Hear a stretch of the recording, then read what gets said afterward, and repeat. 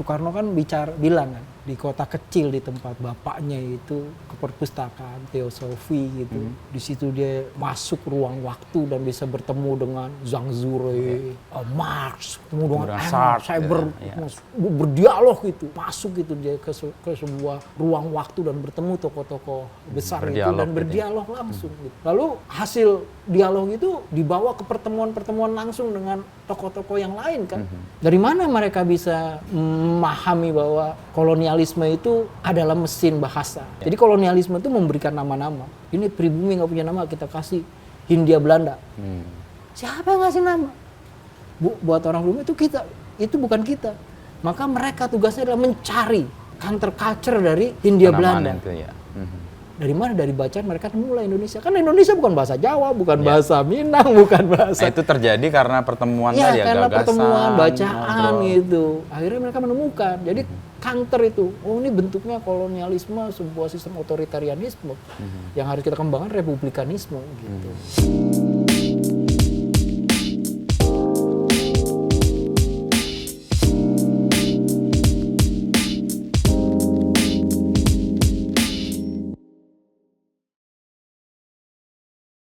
Gue ingat pertanyaan pertama masuk kelas gini. Tanam paksa. Kalian tahu tanam paksa? Oh, pertanyaan itu. Ya kita semua kan udah pelajaran tanam paksa. Tahu. Apa yang diperlukan tanam paksa? Wah, jawablah bertele-tele. A, B, C, D. Goblok. Tanah. Kalau nggak ada tanah, mau tanam di kepala lu. Udah cerita lah tuh tentang tanam paksa, pusatnya pada tanah gitu. Gimana pemiskinan. Gue bilang, wah. Makin terpukau loh. Iya keren ini gitu kan. Besoknya Palapian ngajar. Wih, iya kan. Orang besar semua. Palapian ngajar. Bawa poster Yurika Prastika. Pembalasan Ratu Laut Selatan. Ya agak-agak gitu kan. Wah. Ngajar apa lagi nih? Jadi ngajarin tentang bagaimana sejarah membaca fenomena Ratu Laut Selatan. Oke.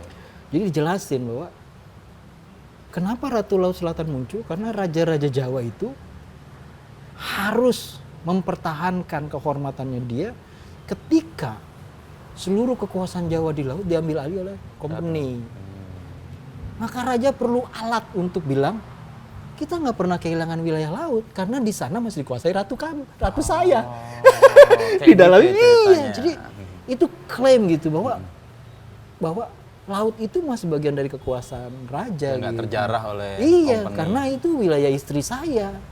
Kapal-kapal itu di bawah kekuasaan istri saya, ratu saya. Di kamar saya ada langsung menuju ke kamar Ratu Laut Selatan. Masuk nyambung ke dongeng Murjangkung, bahwa Murjangkung anak seorang pribumi sini, bla bla. Nah, wah ini luar biasa gitu. Jadi kayak Sahibul Hikayat juga dapet gitu. Juga ya. Ajaib-ajaib gitu. Kerinduan lo ketika masa kecil dan lo wujudkan dengan kuliah sejarah, ketemu dengan dua tokoh yang ngajar pertama-tama. Dan gue ngerasa bahwa nggak ada yang bisa mengalahkan keajaiban kehidupan, dalam artian sejarah. Fiksi yang terbaik pun nggak bisa mengalahkan gitu. Itu kita ketemu lah tuh dongeng tentang bener gak sih kita dijajah 350 tahun? Iya kan harus diungkap ketemu sejarah itu ya. Itu. Oh ternyata nggak ada yang dijajah 350 tahun. Itu cuma Soekarno ngadopsi konsep dari Gubernur Jenderal De Jong yang ketika ditanya tokoh-tokoh pergerakan gimana kalau saling bergandengan tangan melawan bahaya fasisme, dan kalau ini kita dikasih kemerdekaan, kata De Jong. Ngapain ngasih kemerdekaan? Kita sudah di sini 300 tahun dan kalau perlu kita 300 tahun lagi di sini dengan pentungan gitu. Nah, Soekarno nyontek itu. Ditambahin 50 tahun. Kenapa? Kan kita baru merdeka. Terus Belanda mau comeback lagi. Katanya Urip, negara kok sonder tentara. Lu mau lawan pasukan Belanda dengan persenjataan modern pakai apa? Nah, Soekarno bikin lah mitos. Kan menaikkan emosi apa ini. Persatuan. Akhirnya orang percaya bambu runcing bisa lawan tank, panser. Dan bener ternyata. Itu cerita. Itu ya. Harusnya kan kita koreksi. 350 tahun itu karena ada lifetime-nya kan menurut Soekarno. Itu keperluan revolusi gitu. Harusnya, tapi kan kita nggak pernah koreksi. Ya. Kemudian kita tahu, loh waktu Soekarno lahir Bali itu masih perang, tempat emaknya. Iya kan, orang Batak baru tahun 1807 gitu berperang. Oh, orang Aceh juga awal abad 20 baru ditaklukkan. Yang mana yang dijajah 350 tahun? Tapi cerita itu kan justru membuat kekuatan yang tadinya terpencar-pencar menyatu kan, dan melawan kolonial yang tadi pakai peralatan persenjataan lengkap itu. Ya, karena ya itu kepandaian dari para pendiri kita menyusun narasi. Sohibul hikayat dalam arti yang imajinasi itu dibuatkan tentang sebuah nation yang kita perlukan, nation yang baru untuk menggantikan dan mewadahi nation yang lama begitu ya. Mereka kreasi itu. Sama seperti tukang sahibul hikayat gitu, membuat narasi itu yang dibilang Ben sebagai apa imagine community. Ya, persis. Komunitas yang mereka bayangkan gitu, yang dibayangkan kayak apa disusun menurut retorika. Mereka jadi tukang cerita. Dan mereka bisa jadi tukang cerita itu menurutmu karena apa? Karena kekuatan bacaan mereka, karena kemampuan mereka memahami semua rentang sejarah dan kebudayaan, peradaban. Iya, karena mereka semua punya cerita dengan buku ya. Buku. Kalau kita cek hampir seluruh pendiri bangsa kita itu punya cerita dengan buku. Pembaca buku yang hebat dan membuat buku ya. Soekarno kan bilang kan, di kota kecil di tempat bapaknya itu ke perpustakaan teosofi gitu. Di situ dia masuk ruang waktu dan bisa bertemu dengan Zhang Zuore, ketemu dengan Marx, ketemu dengan Engels, saya berdialog itu. Dari tangan megang buku. Masuk gitu dia ke sebuah ruang waktu dan bertemu tokoh-tokoh besar itu dan berdialog langsung gitu. Lalu hasil dialog itu dibawa ke pertemuan-pertemuan langsung dengan tokoh-tokoh yang lain kan.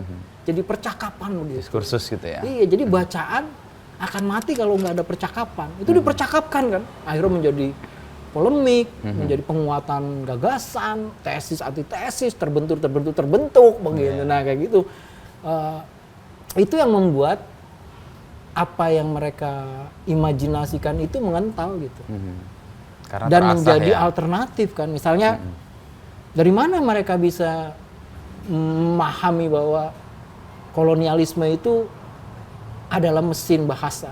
Nah, itu kan dari bacaan kan. Jadi kolonialisme itu memberikan nama-nama. Ini pribumi nggak punya nama, kita kasih Hindia Belanda. Siapa yang ngasih nama? Buat orang pribumi itu kita, itu bukan kita. Maka mereka tugasnya adalah mencari counter culture dari Hindia Belanda. Itu, Dari mana? Dari bacaan mereka mulai Indonesia. Kan Indonesia bukan bahasa Jawa, bukan bahasa Minang, bukan bahasa. Nah, itu terjadi karena pertemuan tadi ya, karena gagasan, pertemuan, bacaan gitu. Akhirnya mereka menemukan. Jadi counter itu, ini bentuknya kolonialisme, sebuah sistem otoritarianisme yang harus kita kembangkan republikanisme gitu. Nah, itu ketemu itu. Gagasan-gagasan itu.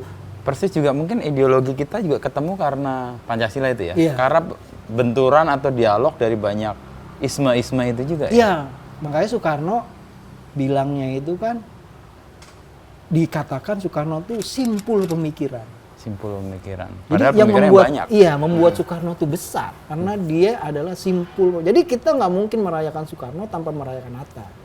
Tanpa merayakan Tan Malaka, tanpa merayakan Syahrir, tanpa merayakan Natsir, tanpa merayakan Tamrin, tanpa merayakan Cipto, tanpa merayakan Dos Dekker gitu.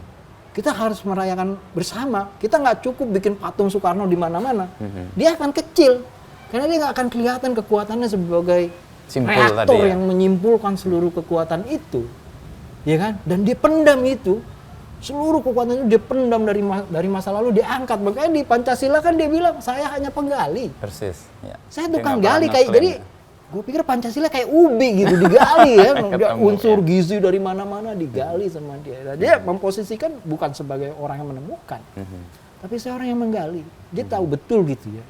Barang yang dia simpan dari mana-mana dibentuk pemikiran itu yang dia gali dan dia baru nggak nih soal bagaimana Soekarno adalah simpul. Artinya kalau kita mengagungkan Soekarno, kita akan keliru kalau tidak mengagungkan Syahrir, Hatta, Tan Malaka, Dos Dekker, dan orang-orang yang membentuk pemikiran menjadi utuh seperti Soekarno itu. Tema sentral Soekarno itu kan persatuan dalam kebinekaan. Jadi dia tuh bisa menjadi apa ya? Trade the union gitu. Tali penghubung itu, simpul itu. Aneka macam pemikiran. Itulah persatuan. Dan itulah kebinekaan. Buat Soekarno. Jadi Soekarno orang yang paham benar sebagai orang Jawa. Bahwa kebudayaan Jawa awalnya kebudayaan petani yang kecil kan. Tapi kenapa dia bisa jadi besar? Karena dia inklusif kan. Dia terbuka. Dan semua orang yang masuk Dan di Jawa kan. masuk, iya. Dia akan berusaha sedemikian rupa menampung. Dan bahkan membuat tali temali kemana-mana, dan karena begitu dia jadi punya besar. tentakel untuk menyedot kan, dan kemudian menjadi kebudayaan yang besar, yang unik, yang tidak ditemukan di tempat yang lain. Ya, tapi karena juga, dia inkulturasinya terjadi kan. Itu Soekarno. Dan menurut gue itu bukan hanya Jawa ya, kita bisa lihat itu terjadi di Sumatera, kita bisa lihat terjadi. Kemampuan beradaptasi, menerima karena yang bentuk berbeda. kita kan archipelagic state ya, negara. Kepulauan. Bukan, keliru kalau kita menerjemahkan itu archipelagic state sebagai kepulauan. Artinya kita keliru memandang bahwa sebenarnya yang besar itu kan airnya, bukan daratnya. Jadi ketika kita bilang negara kepulauan penerjemahan itu daratnya. Ya daratnya. Padahal yang besar kan airnya. Iya kan? Harusnya kita nyebutnya negara laut utama. Laut utama. Iya. Lautnya yang utama. Itu kenapa raja-raja masih punya muka, karena lautnya belum dikuasai oleh para kolonial itu.